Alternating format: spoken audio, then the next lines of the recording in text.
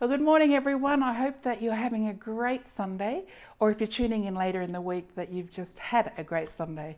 Today, we are sponsored by some beautiful flowers brought to you by the Wandon residents. This week, there are some celebrations out here with a birthday for Diane Rayner. She got given some amazing bunches of flowers. This is one of them, staggeringly beautiful, and the smell and the fragrance is just fantastic. So I hope that one day we'll have smell-o-vision and you can not only enjoy this, but you can also smell it like I can.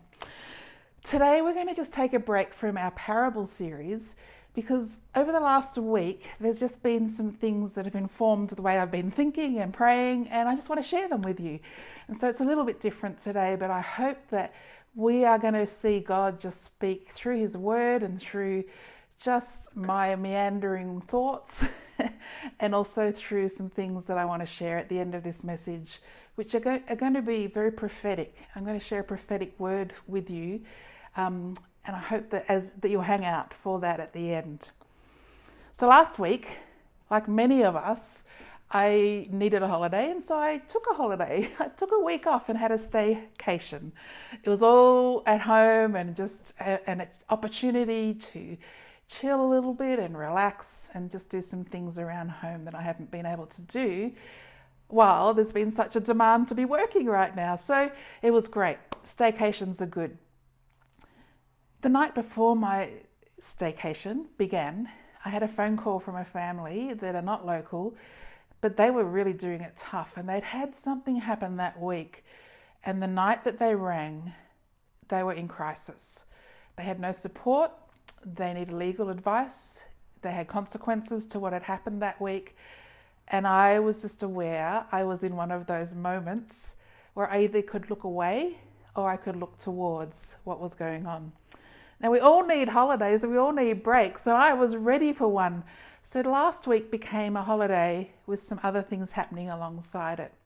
And during that time, as we were looking for legal advice and support, and we were trying to support this little family through pretty tough crisis, my prayers changed. What I needed from God changed because I couldn't go and be face to face. And so I had to depend on what he was saying about the situation and get his wisdom for that situation. And so last week, my holidays turned out to be kind of intense, but also amazing. And this message is a little bit grown out of that. And I'm sure you're going through other situations that may be intense or maybe crisis or maybe hard, and maybe yourself, or it might be those around you. So today we're going to look at what does it mean to have God as the God of breakthrough to come in times like this. We're going to start by reading Psalm 40, verse 3. A new song for a new day rises up in me every time I think about how he breaks through for me. Ecstatic praise pours out of my mouth until everyone hears how God has set me free. Many will see his miracles and they'll stand in awe of God and fall in love with him. The God of breakthrough. Did you know that breakthroughs are just such a big part of life, just daily life? And apparently this last week, there were lots of breakthroughs being celebrated as awards of the Nobel Prize was given to all sorts of categories of people who had found breakthroughs, had been living their lives towards a breakthrough. And so we see it everywhere. We see it in science, where there's a breakthrough in technology, perhaps, or we see it in the military, where there's movement or advance past the enemy's line.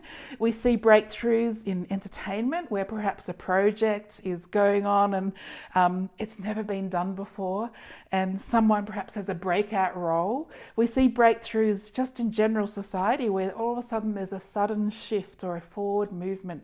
And even right now, we're seeing breakthroughs in our culture around us. Some of them are welcome and some of them are not so positive. But this theme of breakthrough is all throughout our life and throughout our world. I wonder what you think of when you think of the word breakthrough. In the Bible, we see breakthrough appear in many different ways, but it's also one of the definers of the nature of God. It shows through his name and his character, and it shows through his desire to break us out of oppression or to bring us into a breakthrough of our promise and into his promises. Now, I know some of you are already getting fidgety, probably thinking, this is such a buzzword. Are you seriously going to be looking at that today? And I don't want to avoid a word that is very powerful, because it's a powerful name of God, the God of breakthrough. And so today we're going to open up the Bible and look at the terms that it uses for breakthrough. Look at the words that are not hypothetical and they're not inspirational only. They're actually about the absolute nature of our God. So for example, in the Bible, it appears that David actually names a location. He names a very specific place, and he identifies it as one of God's name, and it's God of the breakthrough. And David steps up right into his face of his enemies, into his rivals, the Philistines, and he hijacks their own God's name, and he puts instead and replaces the God of breakthrough in this location. So if you turn to 2 Samuel 5:20, we read, David went to Baal Perazim, and he defeated the Philistines there. The Lord did it, David exclaimed. He burst through my enemies like a raging flood. So he named that place Baal Perazim, which means the Lord breaks or bursts through.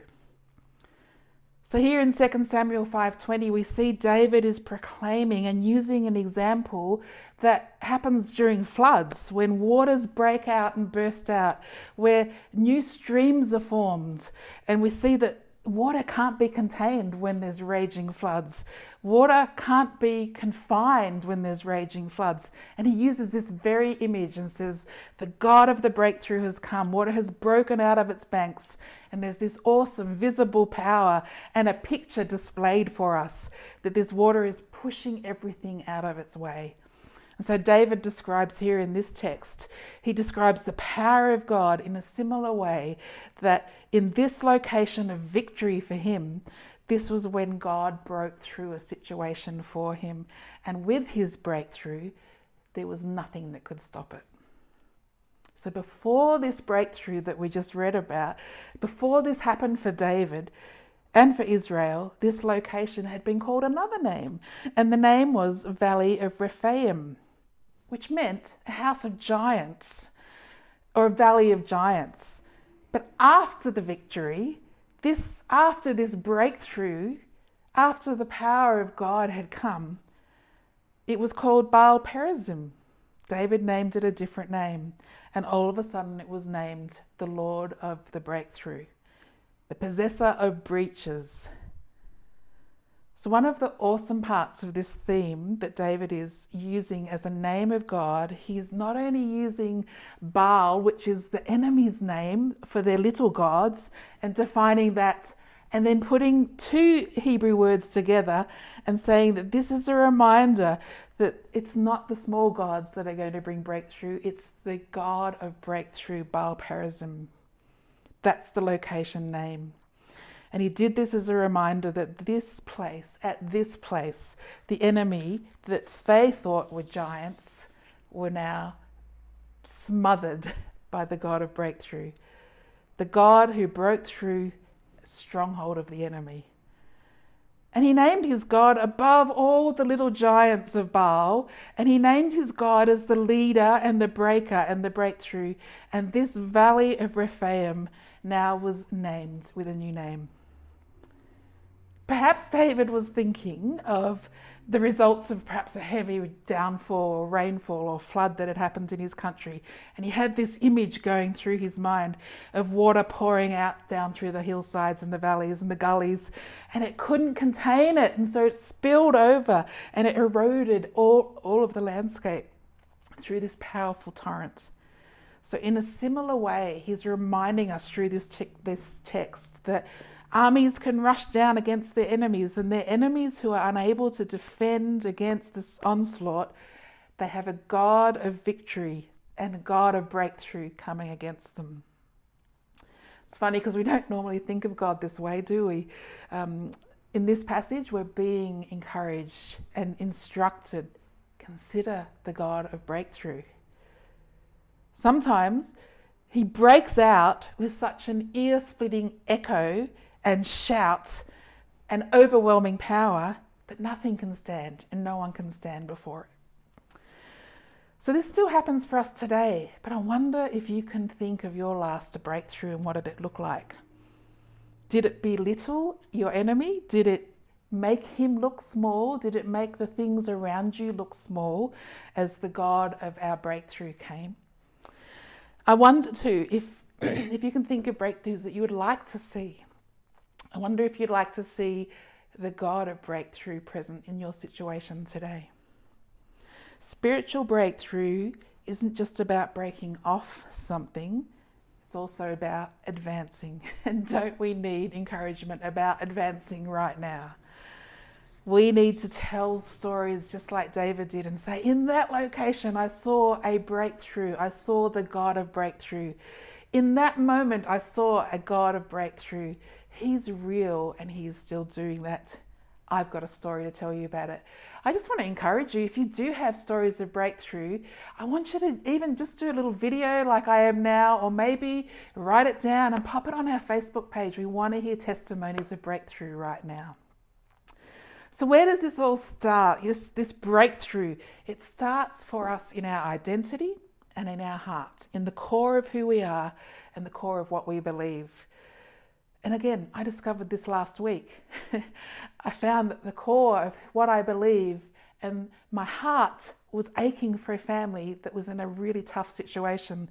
And I needed that breakthrough to start in my prayers right at the core of my beliefs. And I wanted to know, how did God see this little family? How did he want to enter into their pain in this situation? How did he want to restore that situation? And so we start to look at the God of the breakthrough often as when we're in battles or when we're in crushing situations, just as David was. And there are moments in our lives right now that we actually are realizing there's a pressure and a crushing, and we need a God of breakthrough to come. It's also what the Father wants to do for you. It's part of his role. He actually wants to come and bring breakthrough for you. And the more that you expect that's what he wants to be for you, the more that you will press in and ask for that. It's a process of building relationship and trust that he will be the God of breakthrough. The Father who loves you is wanting to bring a breakthrough for you. And we're in this process of our beliefs and our cores and our core values being changed to match our expectation that God of breakthrough is close and at hand. So it's one of his names. God's very name in the Bible is actually related to this word breakthrough. So if you turn to Micah 2:13, you'll see that this is where he is named, and his very nature is released through this text and through how Micah writes about it. Micah's a prophet and he writes about the God of breakthrough. In Micah 2 verse 13, he says, "One who breaks open the way will go up before him.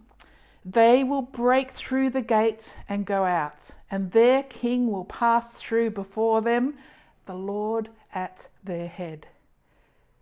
Again, another way of saying that in the Message paraphrase, in verse 13 it says, "Then I, God, will burst all confinements and lead them out into the open, and they'll follow their king, and I will be out the front leading them."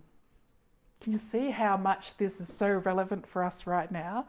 This breaker is also a title for God. It's a title for an individual, and it's the only place in the Bible that he uses this actual word for God's name.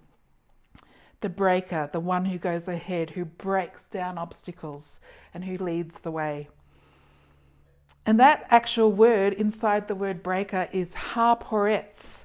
And it's a time where, in fact, if we scoot to the New Testament, Jesus picks up this very passage and he starts talking about it in Matthew 11. And he says, you'll know this is such a verse that we have used and stood on for so many years in the vineyard. Matthew 11 says, "For the days of John the Baptist until now, The kingdom of heaven has suffered violence, and men of violence take it by force. So Jesus is quoting all the way back to Micah, this passage in the Old Testament. He knows it. He's a rabbi and he's learned all this stuff, and he pulls this into the New Testament days of his presence, and he uses Micah 2:12 and 13. And let's have a look at the picture that Jesus used around that verse. So again, verses 12 and 13. So let's go back to verse 12 in Micah 2. It says, "Someday, O Israel, I will gather you, and I will gather the remnant who are left, and I will bring you together again like sheep in a pen, like a flock in its pasture. And your land will again be filled with noisy crowds." How good is that for us to hear today? Your land will again be filled with noisy crowds.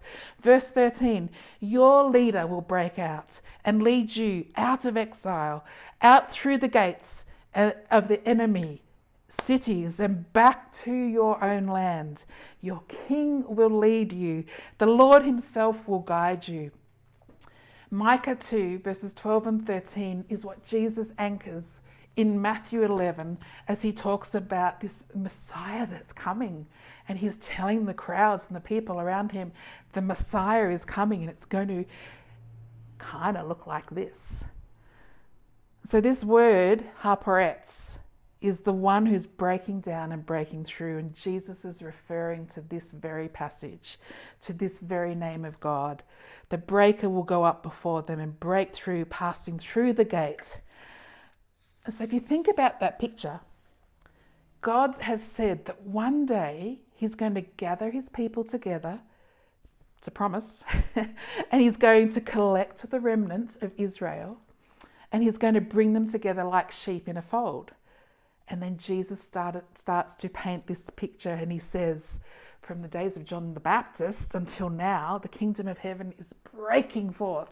The kingdom of heaven is breaking forth. And God has collected all of his people into the fold. And now John the Baptist, the one who is knocking down the rocks, the one who is knocking on the side of the fold of the sheep pen, has gone up and knocked down the fold and knocked down the wall. And now I, the Messiah, Lord, I'm leading this noisy multitude into pasture and into victory. So the meaning here in Matthew 11 is scooped from Micah 2, where prophetically they're talking about the Messiah, and he's saying, this is it. This is the breakthrough you've been looking for. This is the breaker, the leader, the king that you've been looking for. And so in a sense, John the Baptist had been commissioned to prepare the way for the Lord. And then the commission that we've received is much greater in scope and activity. It's all about breakthrough, the kingdom breaking through. Knowing that God is the one that's gone ahead of you. Knowing that God is there for your breakthrough. Knowing that he's the one that is the most comforting and powerful Father that is going to walk you through, so you know him in that way. So when I began to pray last week, these were the things that were shifting inside of me to pray for breakthrough. Not just in the big conversations that I'm in about mandating vaccinations and all the restrictions that we're in, not just about this little family that was in pain that needed breakthrough as well, but also for my own beliefs and core values and the things that have kind of been shaped by this season and needed to be reminded that I serve a God of the breakthrough. So I began to pray that way, and it started to change. And it changed through declarations, prayers, and the prophetic. And just pausing, because I'm feeling really emotional right now. And it's not, that emotion, believe me, was not there before we started this moment. So I just want to say to you through the camera that this is the reality and the heart of the Father for you, that he really does want to declare over your life that there's breakthrough coming. He wants to declare over your prayers, keep going, keep praying for breakthrough. I'm your Father who will break through. And he's wanting to bring prophetic encouragement to you today. And it might go a little bit longer than normal, because I'm just sitting in this moment recognizing we're about to move into a prophetic moment.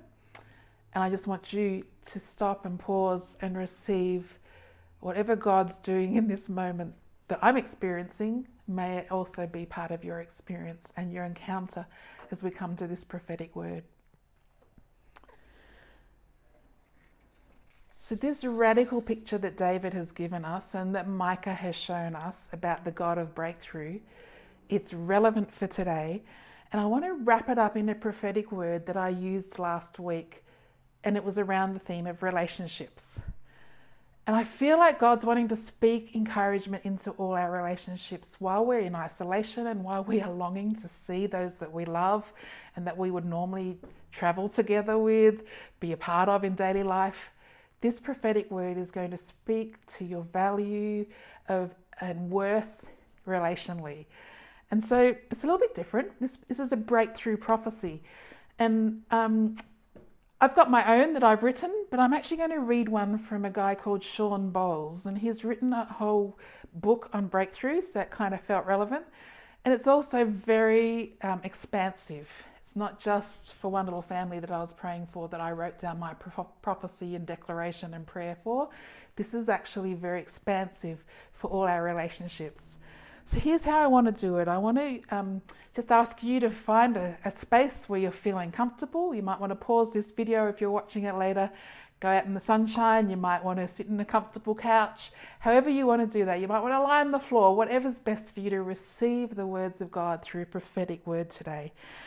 A breakthrough prophecy about relationships. Before I do, Joshua 24:15 says, "As for me and my house, we will serve the Lord."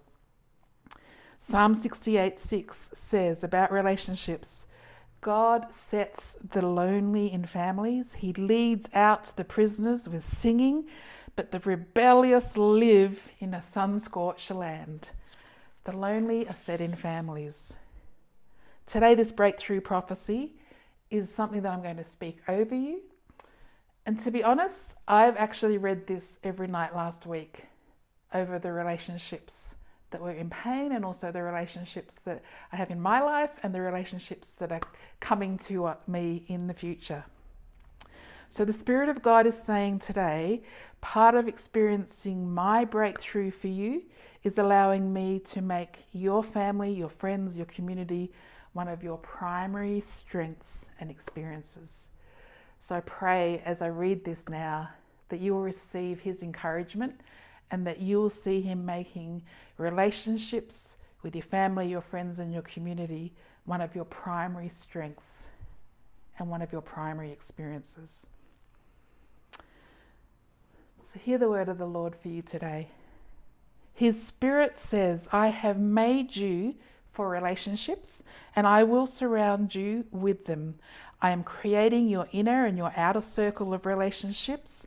I'm creating them with you and for you as the expression of my heart to reveal the deepest part of my love for you and through you to them. You are a powerful developer of family and friends and of community through me. God says, I am created within you and I have created within you everything that you need to express my love to your spouse, to your children, to your parents, to your siblings, to your friends, and to your community. I have given you the ability to produce and to sustain healthy and powerful relationships.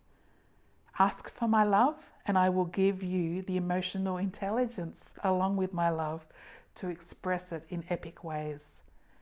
Through your relationships, I am going to bring about the most connectedness you have ever felt. I'm going to bring the right connections for you and for each of your relationships. And these will sustain you through hard times. And these will be one of the greatest celebrations of your life that you could ever experience. God says, I am going to bring an incubator of purpose through your closest relationships. You will not feel alone or isolated. And my desire is to have relationships that will bring out my colors and my flavors and my image for your life.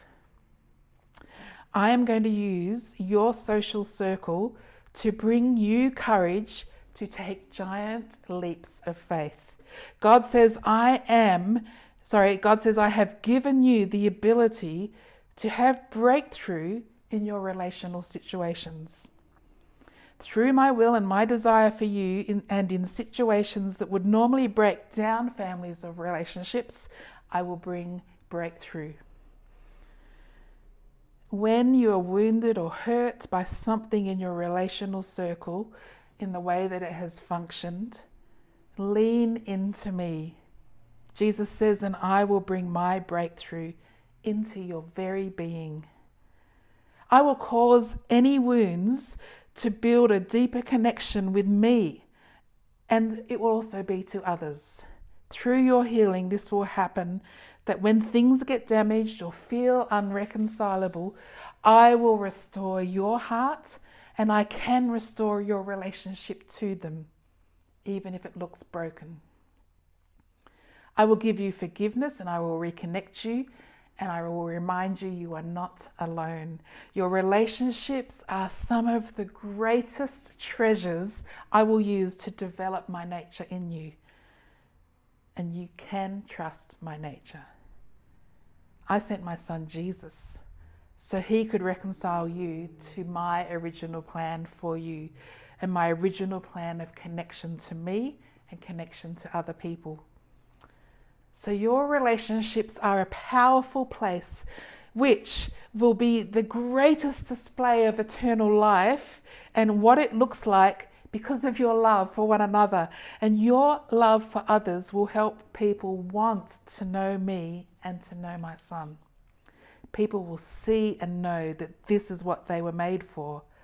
People will see in marriages and in your fathering and your mothering, in your extended family, in your close friendships, in your acquaintances. People will see and watch you work through struggles.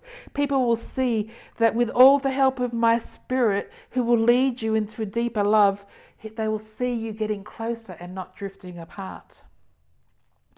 People will see how you love. And even when someone needs connection, they'll realize there's no punishment, there's no turning away or drifting away, but there will be conviction and discipline that will lead in love. And that will cause you to trust even more. Your family will display my intention to love your community. Your families are a place of nurture. It's meant to be a picture also of my breakthrough into the world. And so people are going to be filled with so much hope through watching your love and your relationships. God says, I will cause you to be such a family person that your family and your extended family, and including your spiritual family, it will be everlasting. The way that you are building into them now will have a reflection for all eternity. That's the prophetic word for today. And I just want to encourage you to maybe listen to it again, or maybe there's been something that's been highlighted as God's spoken through these words that Sean Bowles wrote all about relationships. And out of that moment, we can then change our prayers, and our prayers become things that match the prophecy that God's just given us. So our prayers could be, Lord, bring me the breakthrough, bring this family, bring this church, bring this nation, the breakthrough into your purpose over us, so that we will see your love amongst all those who are relating rightly. Or it might be that your prayer would be, show me how to pray for them. Show me how to enlarge my capacity to understand them and what's going on in relationships. Or it might be that you're praying for breakthrough in intimacy and in the way that your heart's responding to others, to motives, to desires, and you turn that into a prayer. Or it might be that your relational circle experiencing right now struggles and grief, and your relationship circle has a lot of hardship in it or loss. And in those times, we turn our prayers towards the breaker, the one that's going to lead us out of those moments. And so your prayer might be, Lord, I pray that I would have faith, the faith in Jesus, who's our breakthrough God, whose power is going to bring about healing and restoration in these hardships, whose plan is so different to my plan. And so, Lord, break through into your plan.